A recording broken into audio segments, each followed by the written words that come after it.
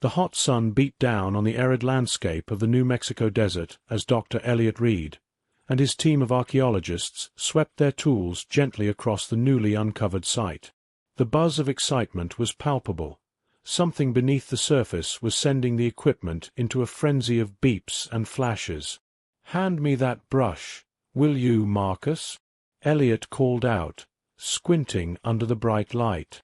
Marcus, a burly man with a keen eye for detail, handed over a fine brush with a nod.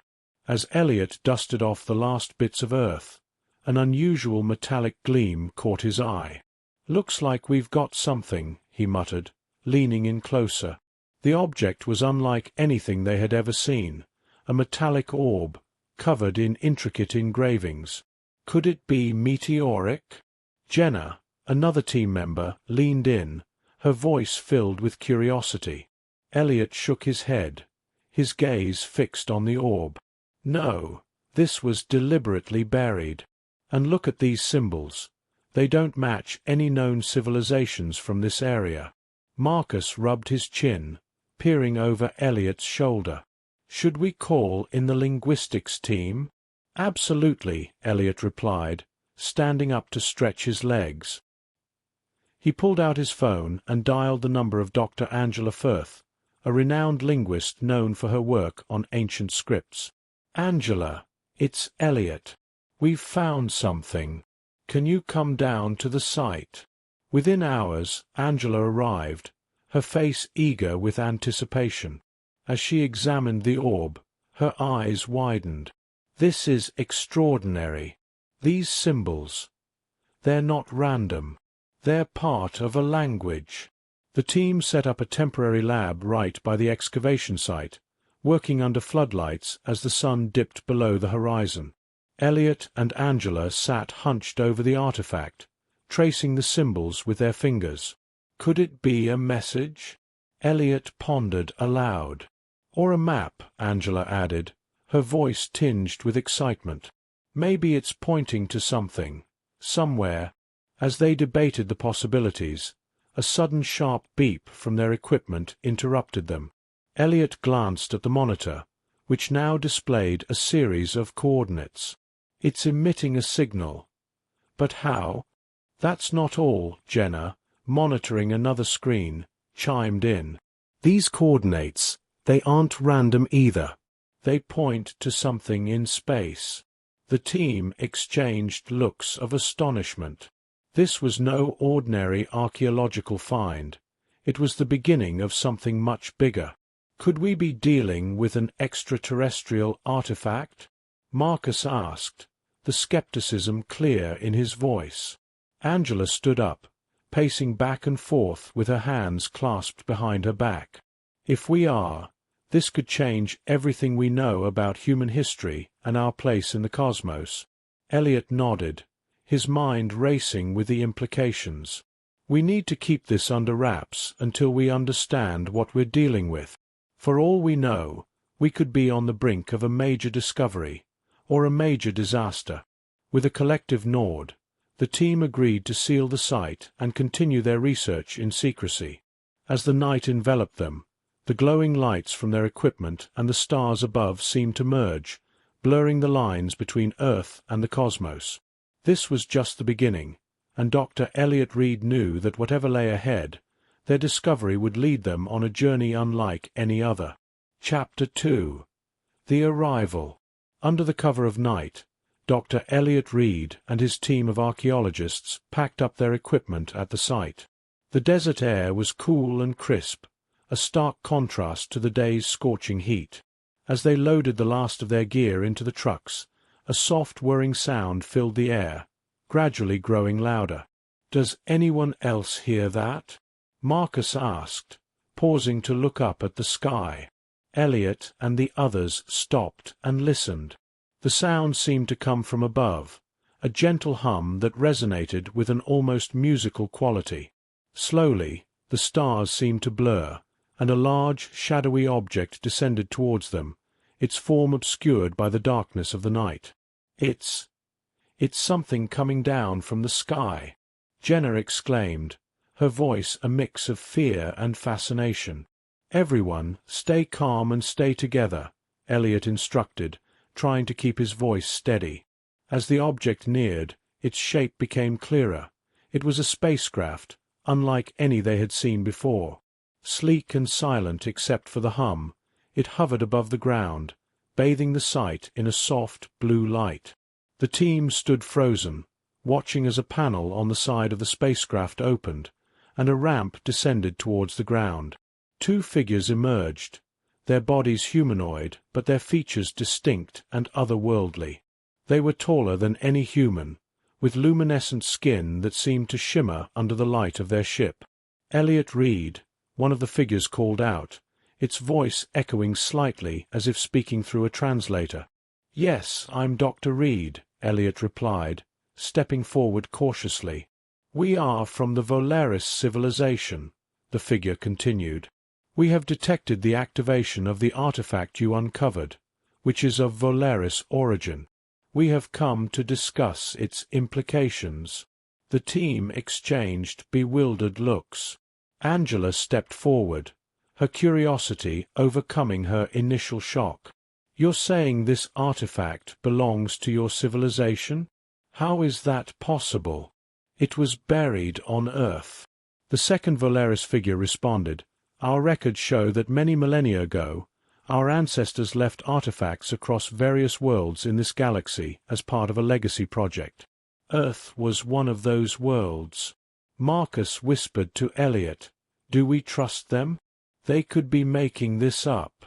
Elliot nodded slightly, acknowledging Marcus's concern. "We need more proof.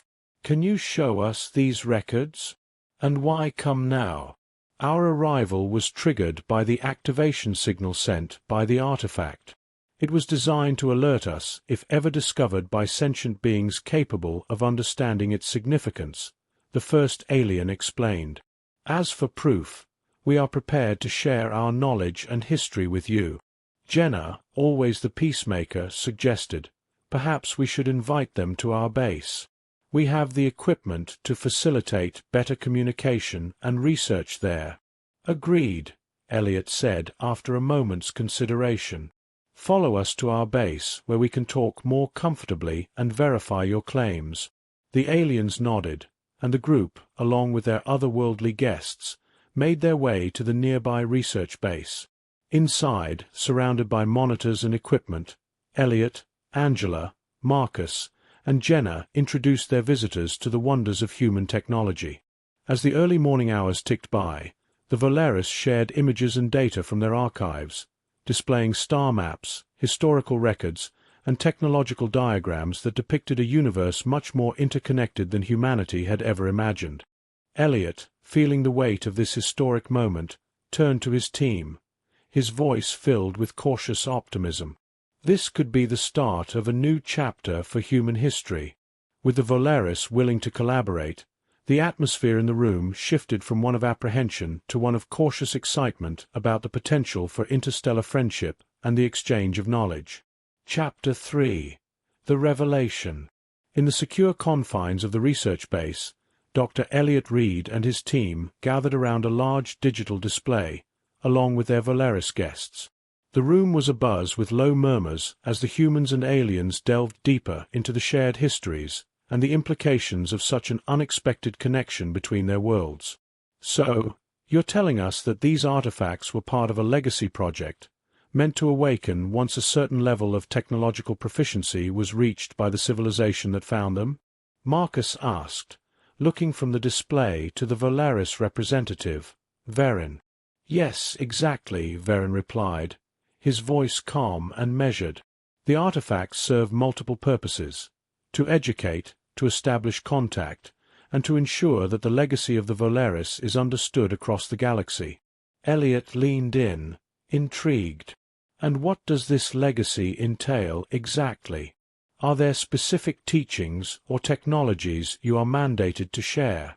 "Our legacy is not just about technology, but about understanding the universe and its myriad forms of life.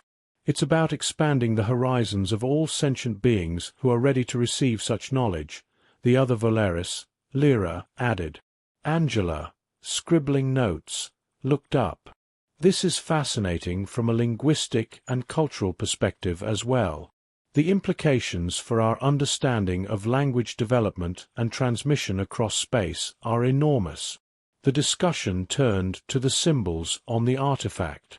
Elliot projected an image of the intricate engravings, now clear and bright on the screen. These symbols, you recognize them as part of your language? Verin nodded, walking up to the display. Indeed. They are ancient, used in ceremonial contexts.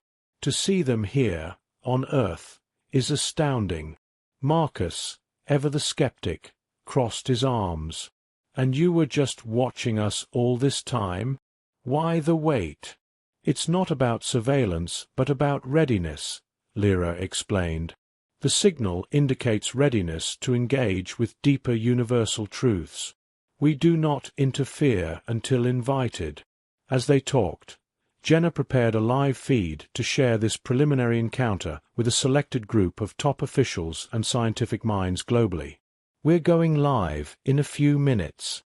The world needs to know, but in a controlled manner. Elliot acknowledged with a nod. We need to manage this carefully. The impact on our global culture, our religions, even our geopolitical structure could be profound. With everyone's agreement, Jenna initiated the feed. Elliot took a deep breath and began. Ladies and gentlemen, today we stand at the brink of a new understanding not just of our place in the universe, but of what it means to be a part of a community that spans the stars. The presentation was meticulous, detailing the discovery of the artifact, the arrival of the Volaris, and the initial findings of their shared history. Questions poured in from around the world, ranging from scientific inquiries to philosophical and ethical considerations. Marcus took a question about the potential for technology exchange. We are just scratching the surface of what might be possible. With careful consideration and mutual respect, the benefits could be transformative.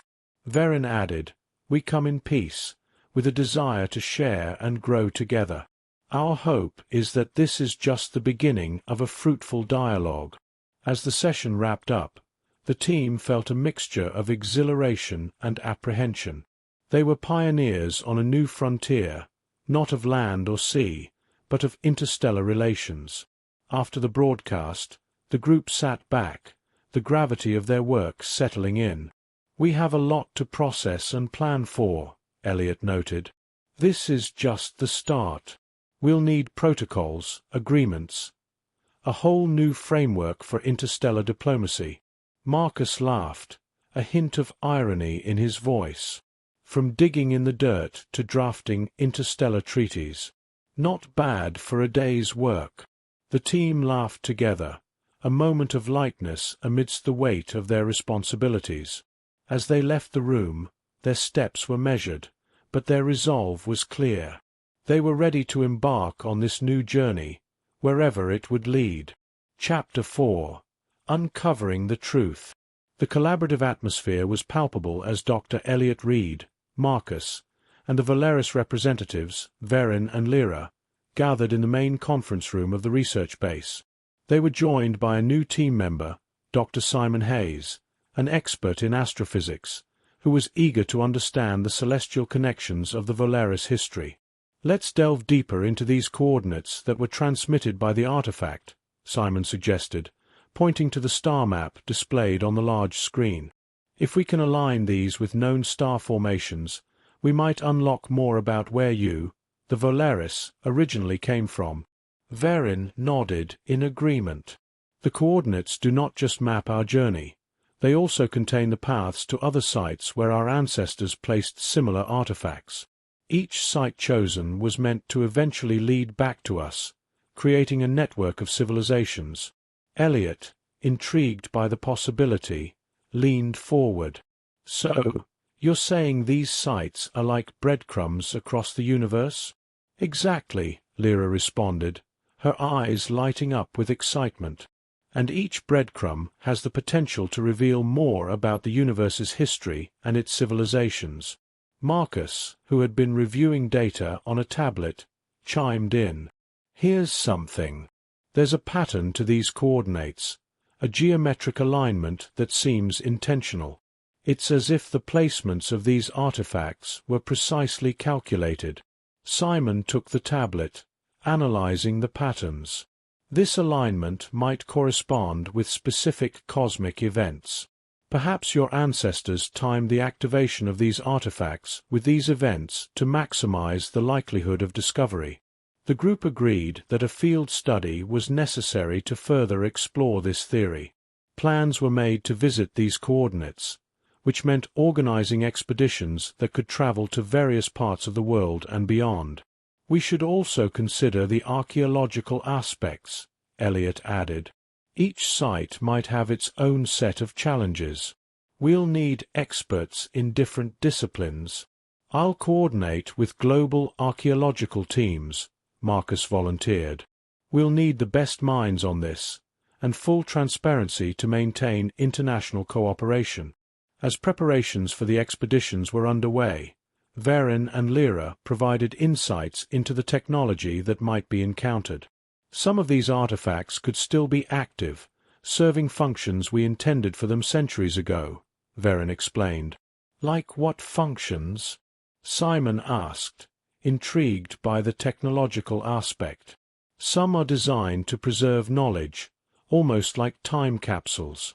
Others might be observational tools, monitoring cosmic conditions, or even the development of the planet's ecosystems, Lyra detailed.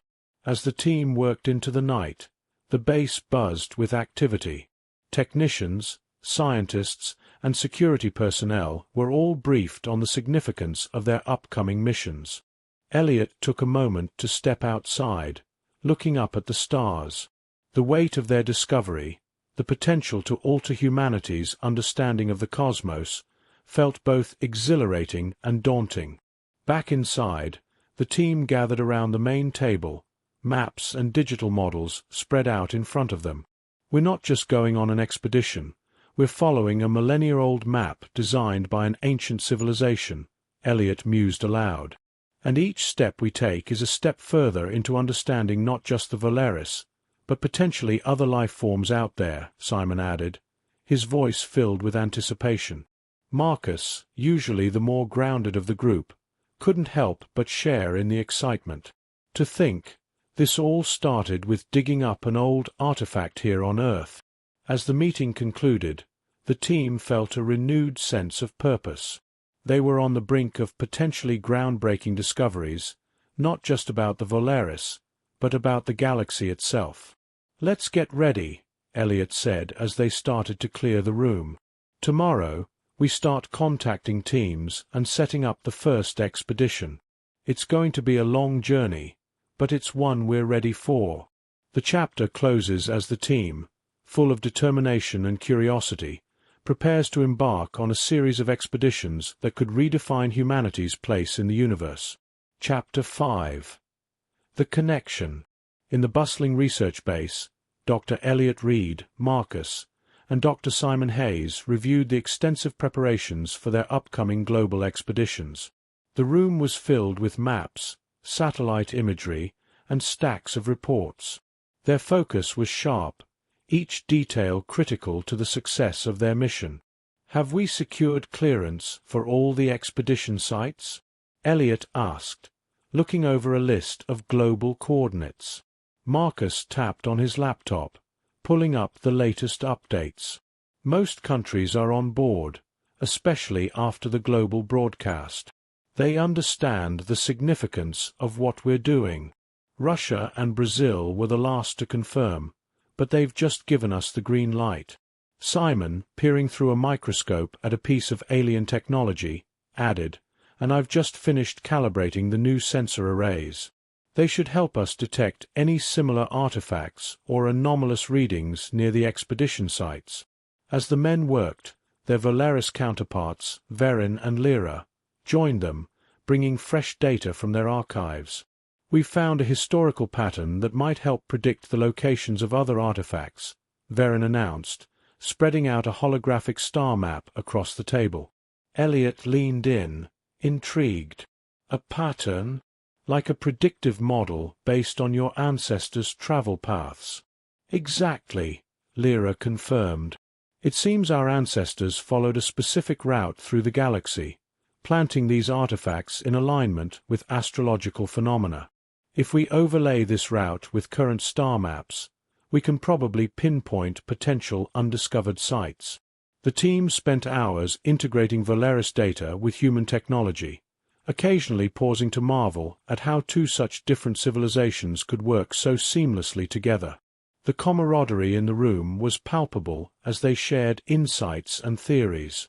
Marcus, who had been quiet, looked up from his screen with a smile. I was skeptical about all this at first. But seeing how much we can achieve together, it's really something. Verin nodded, a gesture of mutual respect. Our cultures are different, but our goals are aligned. It's a powerful combination. The next day, the team split up to lead different expedition groups. Elliot and Simon headed to a site in the Sahara Desert, believed to be a potential location for another artifact, while Marcus and Verin traveled to a remote island in the South Pacific.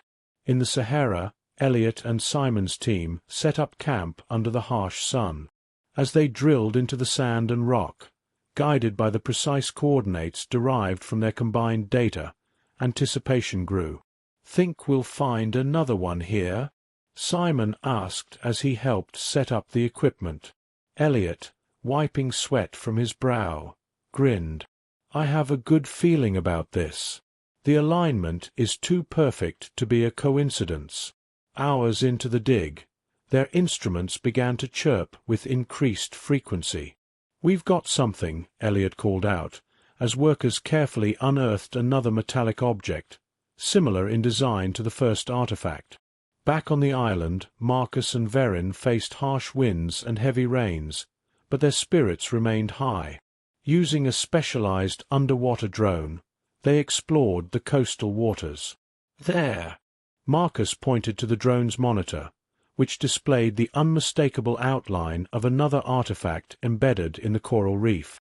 As both teams communicated their successes, the realization that they were uncovering a galaxy-wide network of knowledge and history was exhilarating.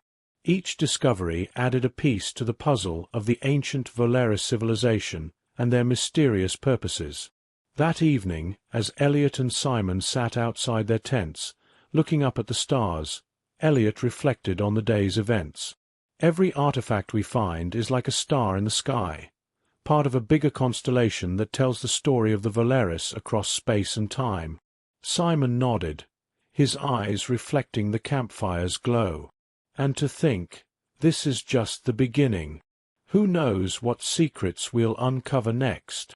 With a successful recovery of multiple artifacts, the chapter closes on a note of hopeful curiosity, as each team member contemplates the vast, unexplored connections between their world and the cosmos. Chapter 6. The Creators.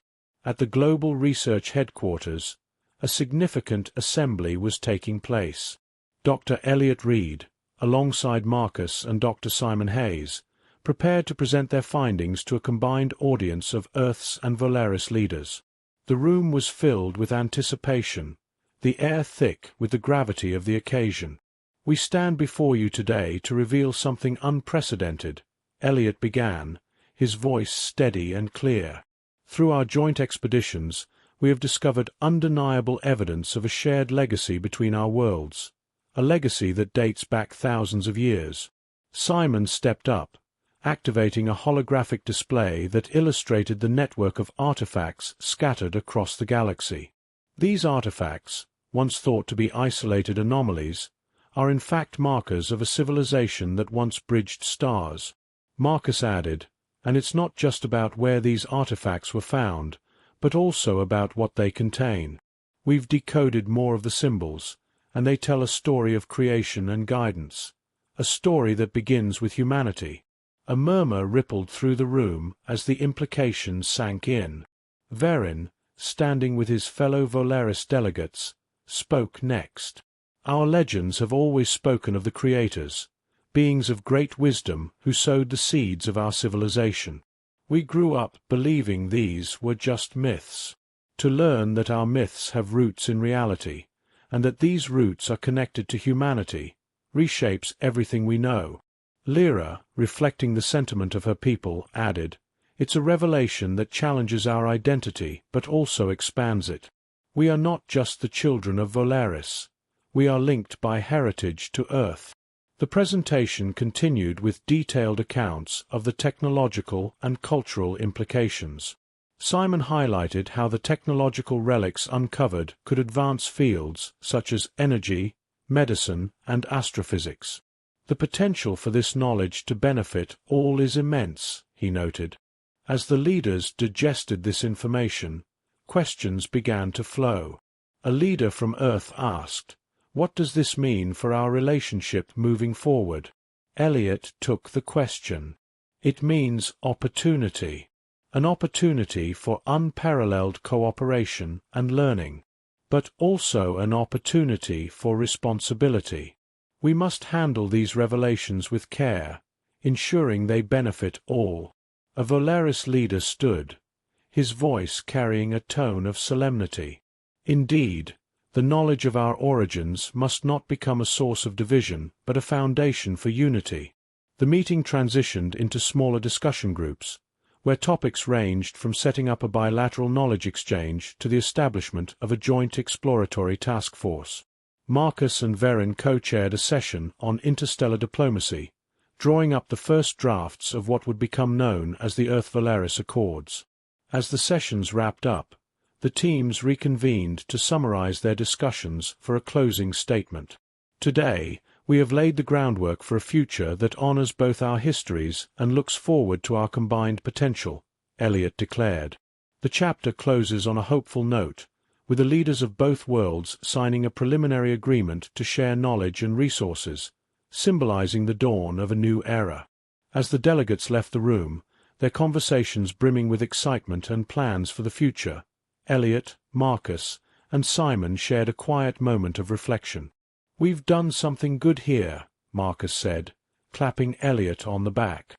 "Yes, we've started something that could change the universe," Simon agreed, looking around at the now empty room, the weight of their achievements settling in. Elliot smiled, his eyes thoughtful. "Let's make sure it changes for the better." Chapter 7. Acceptance and Reflection. The interstellar revelations had spread like wildfire across both Earth and Volaris, sparking debates, celebrations, and introspections. Amid this whirlwind of activity, Dr. Elliot Reed, Marcus, and Dr. Simon Hayes were invited to the Volaris capital, Alaron, a city that gleamed with the achievements of Volaris technology, yet hummed with an ancient spirituality. As they toured the city, guided by Verin and Lyra, the differences and similarities between their worlds became a focal point of their discussions. "It's fascinating," Simon remarked, gazing at a floating sculpture that depicted the Volaris cosmos. "Your art and technology intersect so seamlessly. It's as if they are one and the same." Verin smiled. "They are.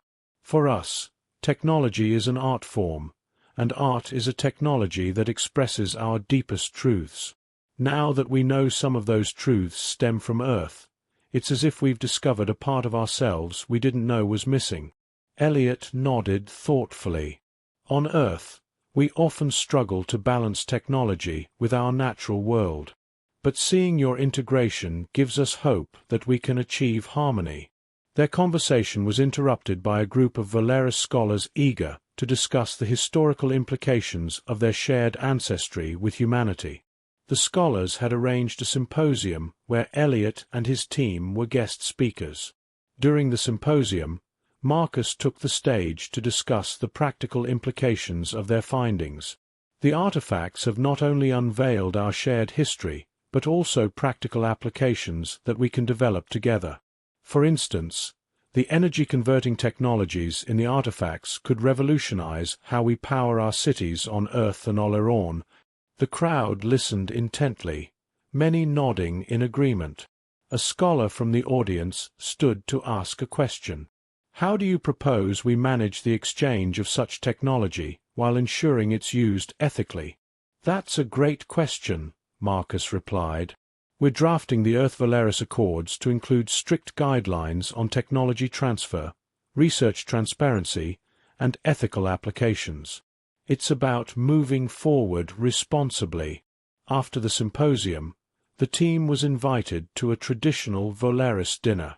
The atmosphere was lighter, and the conversation shifted towards personal experiences and cultural exchange. "So, what's your favorite part of Earth so far?" Simon asked Lyra, as they enjoyed a Valeris delicacy. Lyra thought for a moment. "I'd say your natural landscapes. They're very different from ours.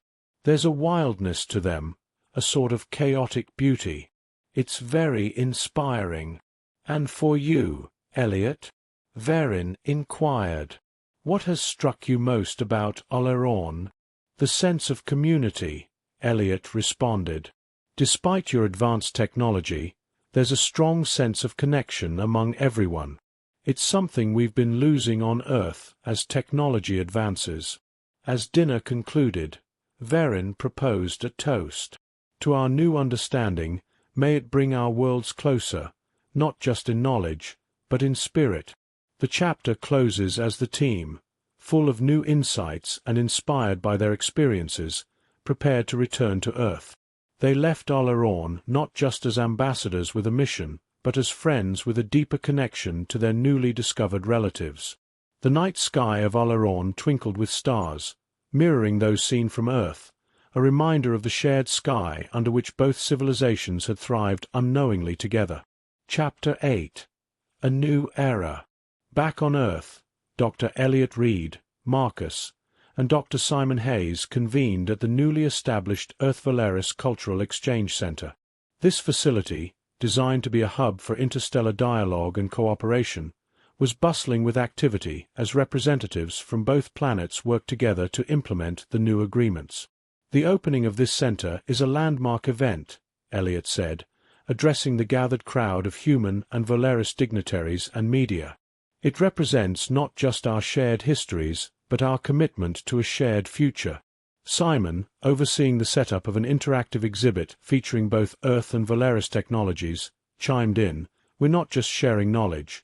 We're creating a space where that knowledge can lead to practical solutions for both our civilizations." Marcus was busy coordinating the first joint task force meeting, where teams from Earth and Valeris would outline the first projects under the new accords. "We've got teams looking into energy, medicine, and environmental protection. The synergy we're expecting is unprecedented." As the day progressed, Elliot took a moment to walk through the exhibit hall with Verin, who had just arrived from Oleron. "It's amazing to see this come to life," Elliot remarked. "From unearthing an ancient artifact to this, collaboration on a scale that spans stars." Verin nodded, his eyes reflecting the exhibits around them. "It's a testament to what can be achieved when two peoples unite with a common purpose.